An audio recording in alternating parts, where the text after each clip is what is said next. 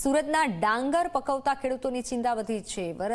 વરસાદ આવતા સૂકવેલો ડાંગર ફરી એકવાર પલળવાની ભીતિ ખેડૂતોને છે। ડાંગરને મંડળીમાં જમા કરાવવા માટે લાંબી કતાર લાગી। અગાઉના કમોસમી વરસાદના કારણે ખેડૂતોને નુકસાન થયું છે। ફરીથી ડાંગરને નુકસાન ન થાય તે માટે ખેડૂતો ડાંગર જમા કરાવવા માટે મંડળી પહોંચ્યા હતા।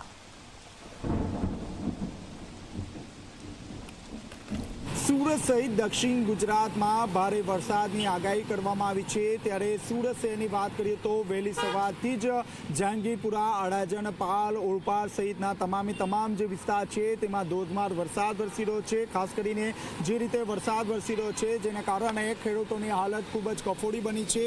સીધા દ્રશ્યો જોઈ શકો છો, સુરત જહાંગીરપુરા જીનિંગ મિલ ખાતેના સીધા દ્રશ્યો છે, જ્યાં ડાંગર પકાવતા જે ખેડૂતો છે તે ગત બપોરથી પોતાનો જે પાક છે તે આ રીતે ટ્રેક્ટરમાં લઈને ઊભા છે, પરંતુ જે મંડળી છે તે મંડળી દ્વારા તેમનો જે ડાંગરનો જે પાક છે તે પાક લેવાનો ઇનકાર કરી દેવામાં આવ્યો છે। કારણ કે હાલમાં જે મંડળીની જે કેપેસિટી છે તે કેપેસિટી પૂર્ણ થઈ ચૂકી છે અને થોડો પણ ડાંગરનો જે પાક છે તે પાક આવે તેવી પૂરેપૂરી શક્યતા અહીં જોવા નથી મળી રહી। આપ જોઈ શકો છો હાલમાં જે ટ્રેક્ટરો છે તે ટ્રેક્ટરોમાં લાંબી કતારો જોવા મળી રહી છે। આપની સાથે ખેડૂત જોડાયા છે, જે ડાંગરનો પાક લઈને આવ્યા છે। શું પરિસ્થિતિ તો એવી છે કે હવે શું કરવું ને શું નહીં કરવું, કેમ કે અડધાના ભાતો ખેતરોમાં પડેલા છે, અડધા સુકવવા મૂક્યા છે ને આટલો વરસાદ આવે છે બધું ભાત પીલાઈ ગયું છે અને જેટલા લોકોએ મૂકવાની જગ્યા છે એટલું સારું છે જે માણા લોકો લઈને આવે છે ટ્રેક્ટરમાં, અને જે મૂકવાની જગ્યા નથી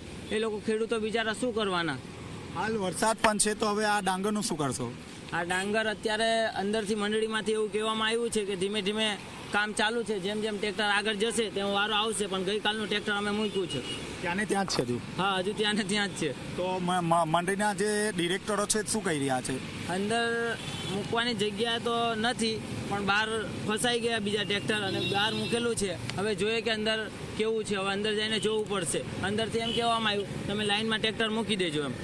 આ હતા ખેડૂત। હું કેમેરામેન વિજય ને કહીશ કે જે દ્રશ્યો છે તે દ્રશ્યો બતાવવાના પ્રયાસ કરીશ। આપ જોઈ શકો છો જહાંગીરપુરા જીનિંગ મિલ ખાતેના સીધા દ્રશ્યો છે, જ્યાં મંડળીની બહાર ગત બપોરથી જે ખેડૂતો છે તેમને પોતાનો જે ડાંગરનો જે પાક છે તે આ રીતે ટ્રેક્ટરમાં ભર્યો હતો, પરંતુ વહેલી સવારે જે રીતે ધોધમાર વરસાદ વરસ્યો છે જેને કારણે ત્યાં જ પતિથી જે માલ છે, જે ડાંગરનો જે પાક છે તે બચાવી લેવામાં આવ્યો છે। પરંતુ હાલમાં જે રીતે વરસાદ વરસ્યો છે ક્યાંક ખેડૂતોની જે ચિંતા છે તે ચિંતામાં મોજું ફરી વળ્યું છે। કારણ કે હાલમાં જે મંડળી છે તે મંડળીમાં પૂરતી જગ્યા નથી, જેને કારણે આ જે ડાંગરનો જે માલ છે તે લેવાની કોઈ પણ પ્રકારની પરિસ્થિતિ નથી। ત્યારે ખેડૂતોની હાલત એવી છે કે જાય તો ક્યાં જાય, કારણ કે જે રીતે અગાઉ કમોસમી વરસાદ વરસ્યો હતો જેને કારણે ડાંગરનો જે ઊભો પાક છે તે નાશ થઈ ગયો હતો, લાખો રૂપિયાનું નુકસાન પ્રતિ ખેડૂતને થયું હતું।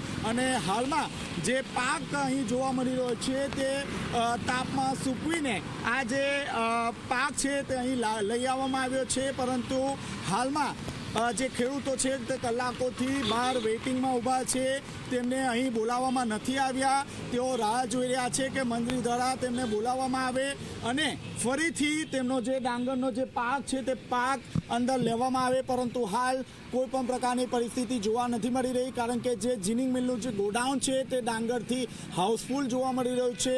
હાલ જે ખેડૂતો છે તેને રાતા પાણીએ રોવાનો વારો આવી રહ્યો છે। ત્યારે ખેડૂત સમાજ દ્વારા એક જ માંગ કરવામાં આવી છે કે ખેડૂતોનો જે નુકસાની સર્વે છે તે વહેલામાં વહેલી તકે કરવામાં આવે અને ખેડૂતોને નુકસાની વળતર વહેલામાં વહેલી તકે આપવામાં આવે।